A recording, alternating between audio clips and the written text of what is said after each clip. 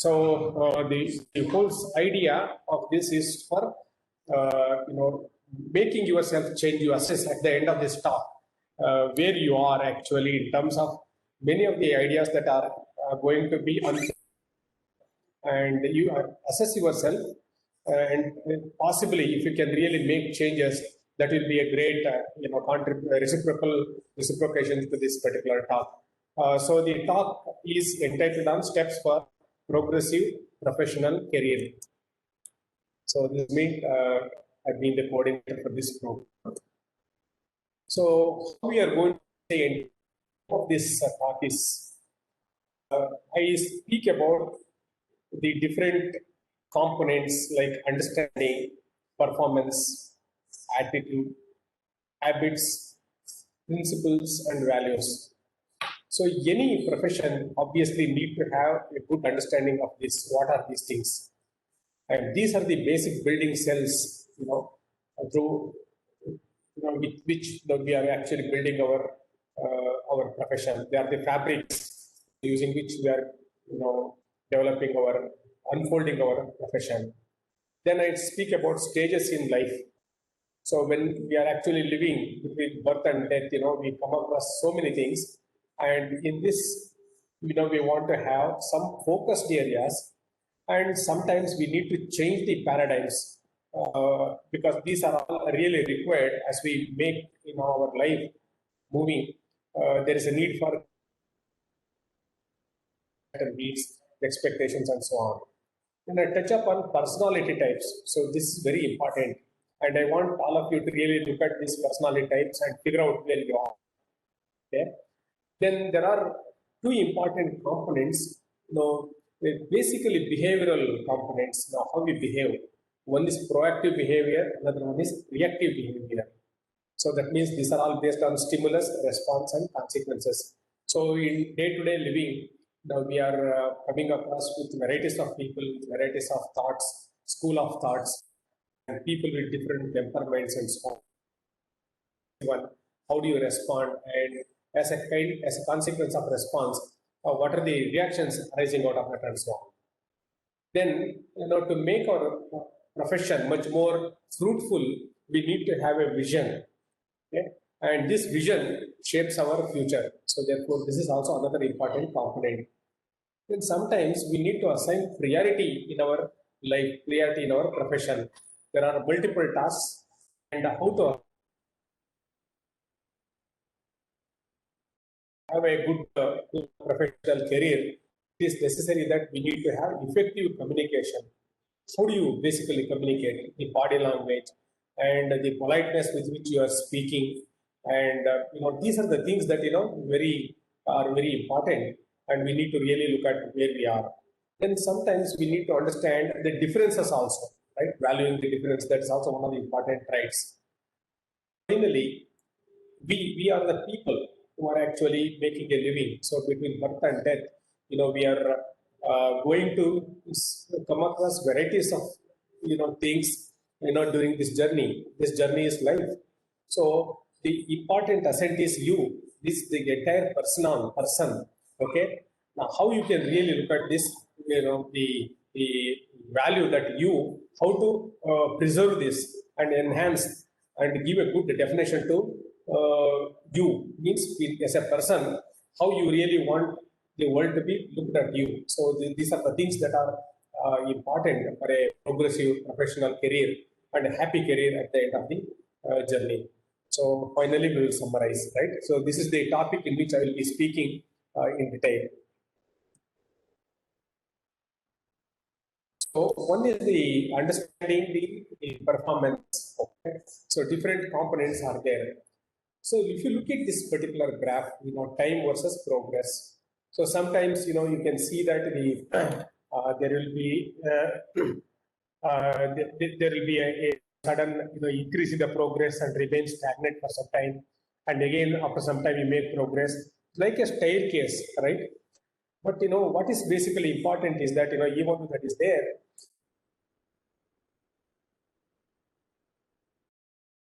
something like this, so that at least in the average, there will be a linear progression, like a straight line. Okay. So that means there is a continuous improvement in your profession. Okay, and this is basically a result of good performance on a continual basis. So if you perform, sometimes will be high, sometimes will be moderate, but on the average, you can see a linear increase. It's a continuous increase on the average, and this is what is basically called continuous progressive improvement. So this on a continual basis, one has to improve this. So if you look into this particular part here, how this performance is defined, so it's a very interesting equation here, right? So look into this, performance depends on the ability, okay, ability of an individual and the efforts that is putting and the attitude that he is having, and more importantly, the perception of the role that he is actually assigned to. So if you are actually a professor in a particular area, okay, and if you are an expert in a particular area, look at these products actually. So your performance is measured in terms of your ability and the effort that you are putting and your passionate attitude, okay, and also the perception of the role. So if you know the role and responsibility, definitely you will put all your efforts and you always become positive attitude and put all your ability so that you want to maximize the performance. And this also depends on the knowledge that you have in your area, the skills that you have acquired, and the other two remain same. Attitude and perception, they are very, very important. So performance in a profession depends on the other two are very, very important irrespective of the role, attitude and perception of the role that you are performing. Attitude here is key. So even if I have the best knowledge, best skills, okay, perception of the role is known to me, but if my attitude is not good, then the performance will really nosedive. So therefore, this is very important that the attitude is the main key for all.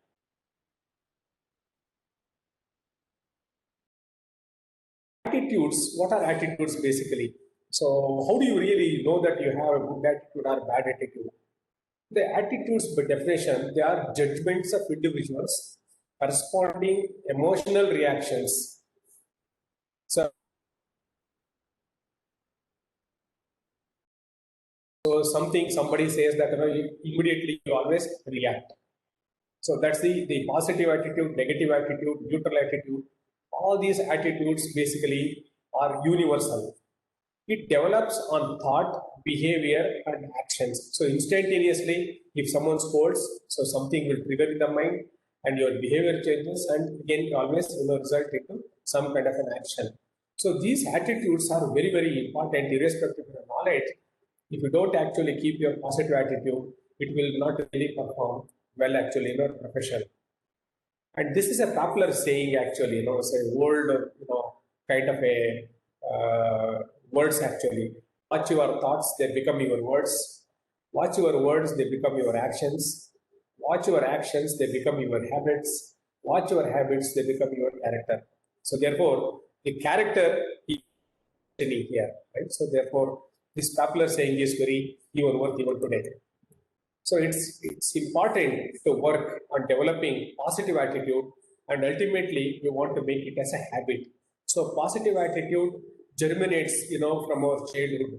So it has to be nurtured actually in the childhood, and it has to be made as a habit. So as we grow adult and grow older and older, we always continue to disseminate positive attitude around us always. Life also. How to basically develop the habits. So looking at intersections, knowledge. So what is this knowledge? So knowledge is, something, which triggers us what to and why to, what to do and why to do. So that means if you have the knowledge, you can, see what is to be done and why it is to be done. So something like that, Then the I want to construct, I want to build, I want to experiment. So this is the desire. The skill means how to do. So you have the knowledge and desire, and if you have the skill, this is basically intersection.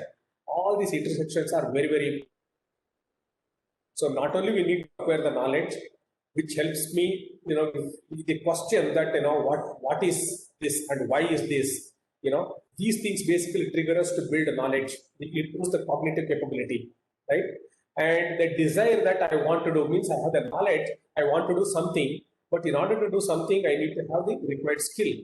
Now here actually you can see this is the habit. So if all these things are integrated, section of all for us. So habit is the intersection of knowledge, skill, and desire. Knowledge is understanding what to do, why to do it. Skill is knowing how to do it. Desire is motivation or wanting to do it. To make it habit, we need to develop all the three components. This is very important. So therefore, only knowledge, superficial. Nowadays, we are seeing a lot of desire. I'm going to tell you in the next slide, the type of people that we come across in our life. See, this is the important, intersection. I want all of you to listen, watch this carefully. People called the noble people, people with noble characteristics. So who are these noble people? The people with have perfection, okay, incarnation of love and compassion. So they are always pleasant. Okay, it is really, very worth actually seeing these people in action, right? Like, our Abdul Kalam ji. These are the noble people with noble characters. They're always passionate, perfection, and with lot of love. They love everyone. They love nature. They love children. Okay, and they have a compassion. The passion and compassion go together in them. So such people.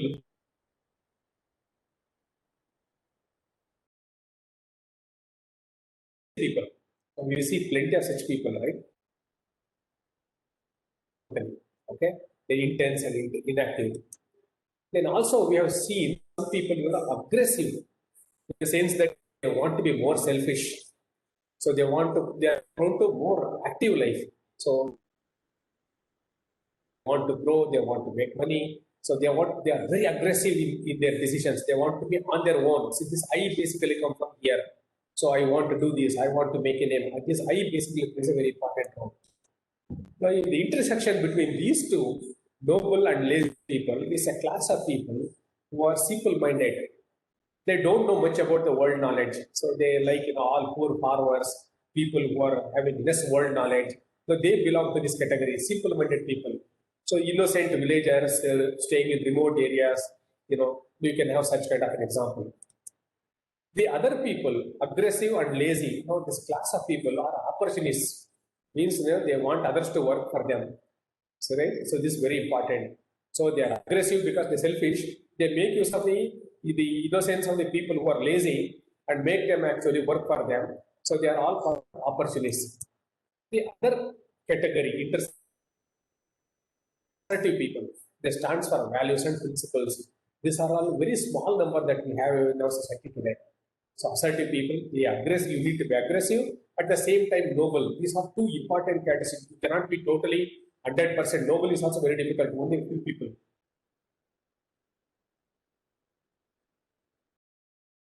Stands for this both noble and also aggressive quality.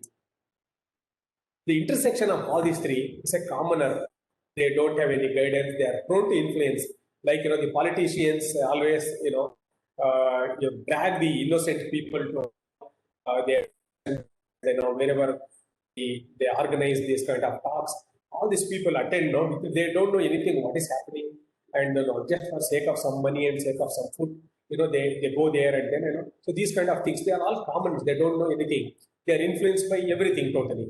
So therefore, you look into the category here. So the people who are noble, they are enlightened people, right? It's very important. So we can say that, Abdul Kalam ji belongs to this. The other category is the class of people, learners, simple-minded people. They lack world experience. They are innocents. They have the tendency to learn. They want to learn. They keep on learning. Okay? And the next is the people who are lawmakers, breakers actually. Okay, lazy people. So they fight. They don't follow any kind of law. Okay. Then the most important thing that which is running our country is the opportunist people belong to this category, political leaders. So they want others to that's how they become leaders. Then you have the commoner is a trainee, lifelong trainee. He gets he's influenced by anything, keep on learning from this. The other category is aggressive people. They are all business people. They want to maximize the profit all the time. Then the assertive, the intersection between noble and aggressive quality is the noble leader. We will develop more and more. It's like Modi ji. They are all assertive. They stand for values and principles, and then they don't really care for anything. So such kind of people are noble leaders. So friends, you can see that this interaction. You will see all kind of people around us. Be in teaching profession or being any government or private service, wherever we have seen these kind of people around us. The world is made up of or composed of all categories of people who live with. So therefore, we have people commit offences. We have courts for to summon that. So the life is basically revolving around the intersection of all these kind of people. So it's God's creation that we have seen that all kind of people. But the people who belongs to that noble category, okay, are very, very few. Not many people are there. Very few. So such kind of perfection and incarnation of love and compassion is a God gift. Only few selected people will come to limelight and live to expectations. Whereas a commoners, we look at the way that we want to manage the things. So principles. So natural laws or fundamental laws. So what are these natural laws and fundamental laws? The fundamental laws are universal, they're timeless, external to ourselves because they don't have any control. They produce predictable outcomes, okay, and operate with or without our understanding or acceptance. They go on their own, right? And they are self-evident and enabling when understood. So these are all the principles or the fundamental truths that all of us familiar with. What are the values? Worth or priority place on people, things, ideas, or principles. They are called values. So it is a worthiness or the priority that all of us basically place on people, things, ideas, and principles, and values. So values are depending on self-chosen beliefs and ideals. They are influenced by the self-chosen beliefs and ideals. They are internal, okay, subjective based on how we see the world, influenced by upbringing, societal and personal reflection. So values basically are affected by these, parameters. Stages in life. Now, if you look into these stages in life and look for shifts here, we need to look at the focus areas in different stages of life. So all of us basically are passing through from young age to middle age to old age and very, very old age, right? So if you look into these, areas here, so we transit from dependence from childhood to independence, right? So we transit actually during our lifetime. So what is basically gone here is need for learning and self-discipline. These are the things that influence which transits us from dependence to independence. Then as we move along the life cycle, we go to interdependence because we depend on some local people here within the family or the profession here to manage all activities, and this basically needs for building effective relationships. So within a family, I need to have a dependence with wife and children, father and mother. So we need to have an effective relationship. Otherwise, life will not be good. Stages in life and paradigm shift. So what is a paradigm shift? Paradigm is basically mental map. Means I have something is already concrete in the mind. Some people don't change at all. So throughout their life, some people can change who are actually gifted, right? So if you look into this, the way an individual surrounding world, okay, this is one way of mental map. Individuals are products of learning and experience. Very true, because we have seen that learning and experience go together. No two individuals share the same knowledge base or the same set of experience. There's a diversity. Consequently, no people No two people share identical paradigms. So paradigms are different actually. The schools of thoughts are different, right? So therefore, the paradigm shift or the mental map that we have based on these interpretations of the surroundings, okay, and self beliefs and so on, with whatever knowledge that we have some developed some kind of a mental map. That's the paradigm. Sometimes it is good, sometimes it is very bad actually. So therefore, there is a need for changing the paradigm shift as we move to the life cycle. So if we want significant changes, first we must change our paradigms. So if you want something good to happen, it is necessary that we need to change our paradigms. So look into this stimulus. This is the universal truth. 20% of our life is made of some kind of fear phobia. What happens to us tomorrow, day after tomorrow, at home, at profession, while driving, while writing exams, okay, while talking to people? This something is bothering everyone actually. 20% of our life is made up of gossiping ourselves what happens to us, whether we are going to live for 8 years or 100 years, we don't know. Then the remaining 80% of the life is decided by how we react. This is most important. This reaction is very, very important for all of us, right? So therefore, the important component is 20% we don't have any control, so we have to leave it to God, because we need not be afraid of actually, right? If we start thinking on this 20%, all of our lifetime, we will not really make any progress. But 80% of our life management to make life happier and keep the profession in a progressive stage, it is necessary that we need to really look at this 80%. So what is this principle is all about? This principle is responding according to values. So that means when you are trying to respond, there are three important characteristics to a proactive person. One is responding, accepting responsibility for their own behavior, and focusing on their circle of influence. So three important points. So easy to understand also here, right? So when we are asked to respond to values, three important points are there. Responding to according to values, responsibility for their own behavior, focusing on their circle of influence.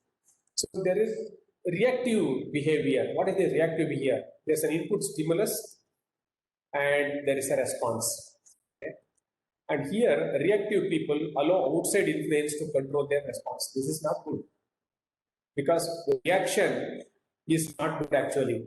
So these kind of people, allow the influence, outside influence to control their response. So they are influenced by outside, inputs. So that's not good. Okay. Then you need to be proactive. So in case of proactive, you have a freedom to choose according to values. You are the person who is going to choose the values to respond. So such people, proactive people, use the margin of freedom to make choices that best apply for their values. So therefore, they are very careful. So if you are actually having a reactive behavior, you need to switch from reactive behavior to proactive behavior. So that means you should not allow any outside influence or to respond to a stimuli. Don't use any outside influence. You need to have your own judgment. In your judgment, you need to have a lot of freedom to choose what value that you need to invoke in order to give a response to a incoming stimulus. So that's the most important thing that controls the mind. So therefore, their freedom to choose expands as they use the space between input stimulus and response. So we really have no control over this 20%. So examples are given. For example, we cannot stop the car from breaking down. A plane will be late arriving, which throws a whole schedule off. A driver may cut us off in traffic. We have no control over this 20%. Something which is happening as a consequence of many things, traffic jam or any other thing, or a massive rain or a hurricane. We don't have any control, so we have to accept it. But the other 80% is different. We determine the other 80% how? By our own reaction. So I use the word reaction. If we control the reaction, we will not be able to manage the life in a proper way. So again, continuing, two different scenarios are there. Okay, for example, both started at the same time, but both ended different. This is because how you reacted, right? So In this case, you really have no control over 20% of what happens in your life. The other 80% was determined by your action. Okay?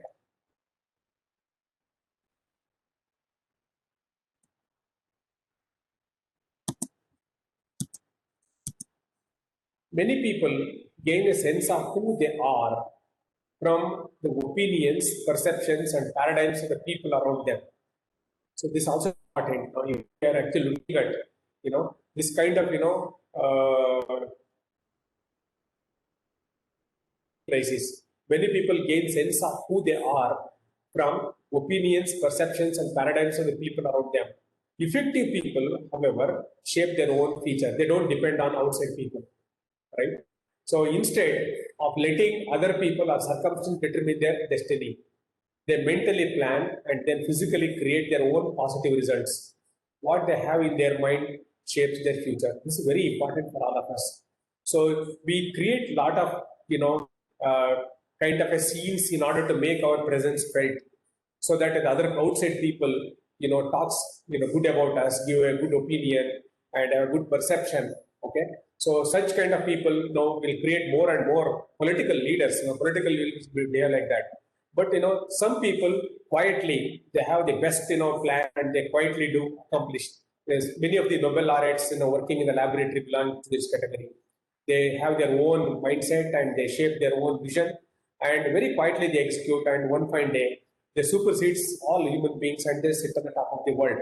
That's how we the Nobel laureates have gained such a kind of worldwide appreciation and recognition. First creation is mental thought and plan for desired results. This is very important. The second is the physical production of the desired results. You need to have mental thought on what you want to do and plan for desired results. This is what the goal. So you have a problem, you need to have a mental focus, you need to have a plan. Second is the physical production of the desired, that means the effort. So every physical creation begins as a mental creation, as a thought, a plan, a perception, or a motive. This is also very important for all of us. So first of those first things, you personally find most worth doing and move you in the right direction. That's the first thing. So I want to get up in the morning, and this is what the first task is all about. So I want to pray the God. That's the first most important thing for me, and that keeps me in the right direction. So like that, you can have different ways. So help you to achieve principle-centered, purpose-expressed in your missions. So living in an effective life in quadrant 2. I dissect the whole operations in 4 quadrants. So we want to operate in quadrant 2. What is quadrant 2? All activities can be classified by importance and urgency. So a typical kind of a graph here. So importance versus urgency.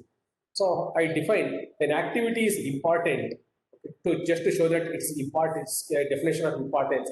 An activity is important if you personally find it valuable and if it contributes to your mission, values, and high priority goals. So these are all important. So I consider this is the definition of importance in the present context. Urgency is that an activity is urgent if you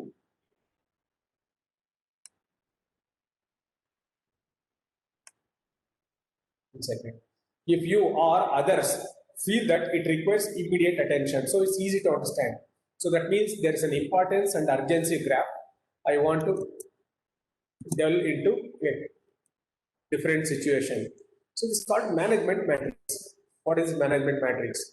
So I put quadrant 1 and these adjectives are there. Crisis, okay, more important in life.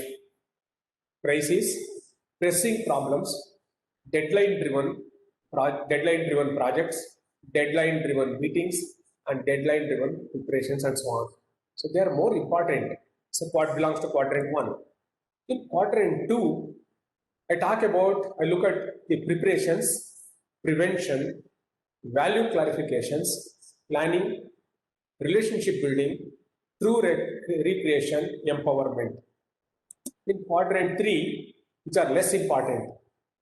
Less important are those interruptions, some calls, some mails, some reports, some meetings, and many proximate, pressing matters, many popular activities. So they belong to less importance. I use the word some to attack that. The last quadrant is some kind of trivial cases, some phone calls, time wasters, escape activities, irrelevant mails, excessive TV. They belong to fourth category. They are all belonging to less important case. So if you look into the urgent and not urgent category, more important, less important, urgent and not urgent. So if you look into this management matrix, which are those which are very important for us. So you want to choose quadrant 3 for your life management, less important and urgent. So you spend whole time in interruptions and waste time in some calls, some mails, all the time, lazy, attending some meetings which are not good. So these things, will not, they're less important, but you're giving more priority. On the other hand, less important and not urgent, they're all trivial cases. So that means, you're wasting the whole time totally. Whereas if you look into the first two quadrants, more important and urgent, it makes sense for us to really go to quadrant 1. More important and urgent, you attend it, all crises, quick, pressing algorithms, solve it, important. Deadline-driven projects, urgent, you go deadlines and attend the meetings who are very important and critical. Okay, and more important and not urgent can go to second quadrant. It can shift to. So priorities for 1 and priorities for next priorities for 2. So that means more important, but you want to do it leisurely. So preparation, prevention, okay, and value addition, planning, relationship building, and so on. So they are very important. The best use of our time, focus on quadrants that emphasizes importance, quadrants 1 and 2. Building relationship, planning, and so on. So quadrant 2, activities. Importance of communications. So communication is very important. Think of a big difficulty you have experienced in understanding and in being understood by another person or group of people. You may have felt defensive or judgmental. Okay, you may have felt frustrated while going the rounds on issues, or when discussing an important issue, you may have felt emotionally upset. So the effective communication, is important. How you are going to do that. So there is a great deal of understanding, making changes to these categories. So understanding comes through listening. So first thing is that instead of all these 4 here, what actually the importance says that you need to be a good listener before really applying anything. Before responding, you need to be a good listener. Are you actively, selectively, passively, empathically listening? If somebody is talking, you listen first. There is no need to really even show any body language. Don't need to speak anything. So you need to be. There's a saying that if you want to be a leader, the first thing is you need to be a good listener, right?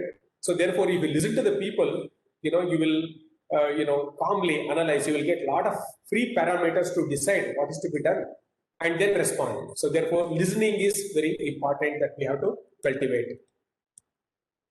Becoming a more effective, empathetic listener requires developing both desire and skills to do so. Effective listening requires a knowledge of how meaning is conveyed. This is also important. How we communicate is very important. So if you look into the graph here, during our lifetime, 7% are communicated through words only. So that means whatever we speak, it's only 7%. And 55% is basically non-verbals, it's a body language. So that means I want to convey something, it's the body language. 55% of that, 100% will never talk. And then 38%, is basically result for how we say words, sounds we make. That means, with which pitch and the voice that you are communicating, 38%. So if you look into that, we words that we use only 77%, 55% is body language, 38% is the sound that we are producing. So people communicate beyond words. Beyond words, people express feeling. Often they disclose these feelings through word, emphasis, and body language, even though they may verbally communicate conflicting ideas. So body language, that means, shouting. Shouting, belongs to the 38%. How do you communicate? Body language means raising the hands, raising the brows, staring at the people. So these are the things that, when you get anger, not only words you're using, but you have extreme cases of behavioral problems. The whole is greater than the sum of its parts. Synergy takes place when two or more people produce more together than the sum what they could have produced separately. So that means this part, goes to the principle that union is strength. The essence of synergy is valuing the difference. Valuing the difference does not imply that individuals approve or agree with differences. It does mean that people respect differences and view them as opportunities for learning and development. The differing opinions of others and their viewpoints and perspectives, talents and gifts are valuable when seeking solutions. That means if you are looking at a solution, you need to be a good listener. Therefore, you will come across all these things, the viewpoints. So when you're listening, you should have a mental map that there is a merit in everybody. These differences enable you to discover and produce things together that you would much less likely discover and produce individually. So that means there is a value addition in listening to the people's viewpoints in a group.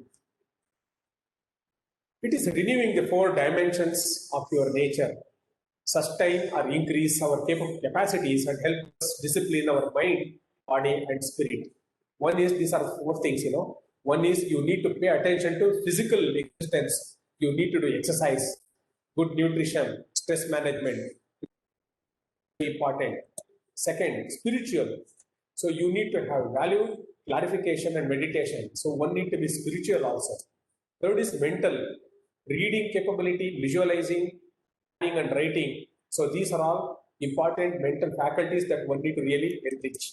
Lastly, social and emotional. You need to have an attribute of service, empathy, energy.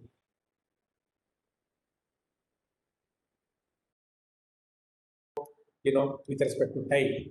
So this is a quadrant 2 activity. All these are is the most powerful investment we can always invest on. Take a look at your own effectiveness from several viewpoints. Now time for you to judge on your own. And others' feedback, you will build your awareness and open your mind to your current level of effectiveness as you and others see it. Then you will be able to work towards your vision and become who you want to be, consciously building and making it a habit. So how to see yourself, how others see you, who you want to be. These are all the objectives. So friends, you want to be all as a good human being. These are all important. Periodically, we need to review them, because without reviewing that, we will not be able to make a good profession. So how to see yourself means I myself need to have a confidence, I want to be like this. And how others see you is a perception. Okay? Perception of society, perception of your superior. Okay? And the objective is that who you want to be is a goal.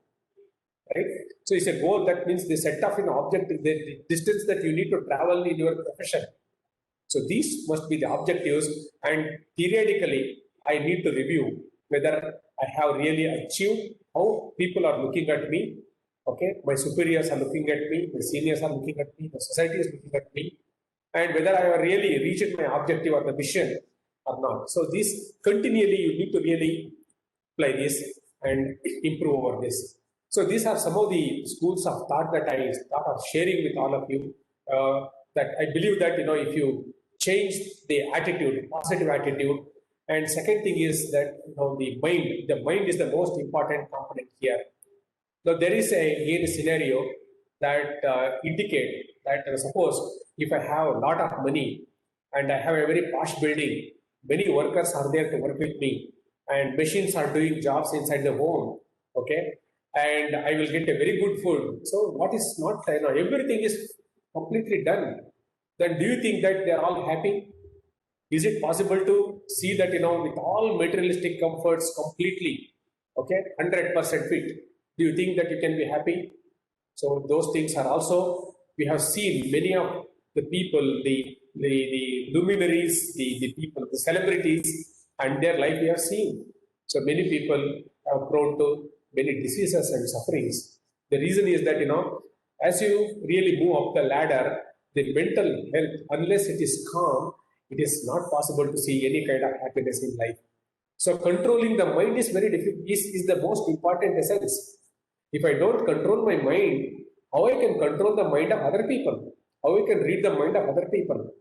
So therefore, self-control of mind is most critical for any kind of progression. I need to really keep my mind always calm, pleasant. This is the most important critical component that I really, have a control on this. So therefore, in all our Upanishads, Vedas, you can see plenty of things that talks about how to exercise control on mind. If I control my mind, I can control everything around me.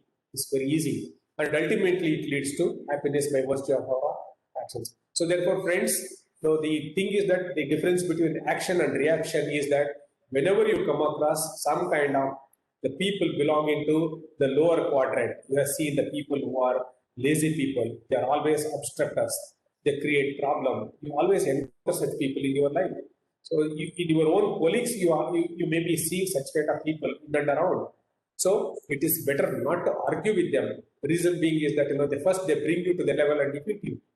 So therefore, the whenever you come across this kind of harsh environment, first thing is that, you need to exercise restraint, remain calm, and then start thinking about the available freedom that you have in order to give a response. Response should be calm, polite. Okay, it should not be reactive. So reaction is the main source of all kind of uneasiness that we are facing in day-to-day life. Both educated class, uneducated class, and all kind of people are prone to this kind of reactions for various reasons. So if we exercise restraint and reaction, and we only respond with calmness, it is possible to really have a calm mind, and calm mind will ultimately lead to a good habit. Good habit always shows, is a source of, mental peace, and ultimately it will lead to a good profession. So the performance is a product of your knowledge, your skill, and the attitude, and also ultimately the uh, the other parameter that we are talking about, right? So therefore, all these four are very, very important for all of you. And I wish that, this small presentation must have triggered some of you. Probably you will start improving if there are any deficiencies. So if there are any questions, I will talk about it. If there are no questions, I just want to spend few minutes on the entire discussions. You can unmute and talk one at a time about the faculty development program that we have. So next 5 minutes, if there are any questions on the topic covered, so it's time for you to now talk to me.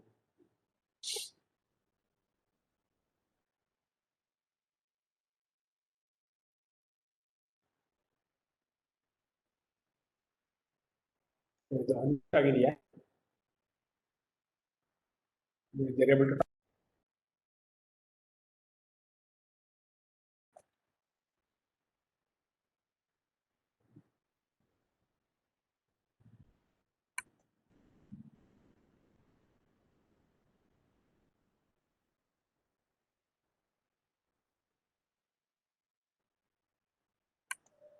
Audience, if you have a questions, you can unmute yourself and ask a question.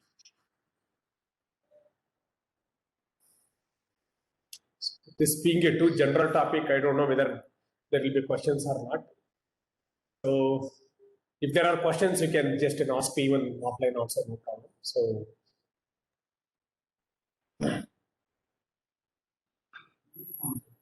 what is this?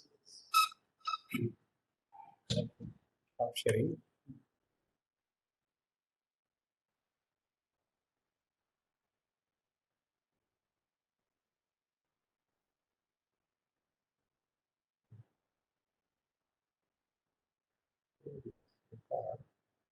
That's good.